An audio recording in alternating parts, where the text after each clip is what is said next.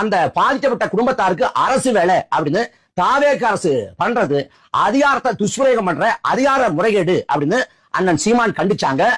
அதுக்கு பிறகு நாம் தமிழர் கட்சியின் சார்பாக தீரன் திருமுருகன் மதுரை உயர்நீதிமன்றத்துல வழக்கு தொடுத்து தாவேக அரசு கொடுத்த பணி நியமனத்தை ரத்து பண்ண வச்சிருக்கு.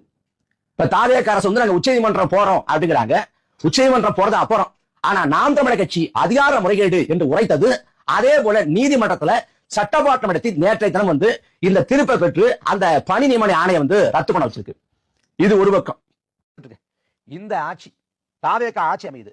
ஆட்சி அமைஞ்ச உடனே கையெழுத்து போடுவீங்கல்ல, அந்த கையெழுத்துக்கள்ல கரூர்ல இறந்து போன பாதிக்கப்பட்ட குடும்பத்துக்கு அரசு வேலை அப்படின்னு முதல் கையெழுத்தாக போட்டுக்கலாம்.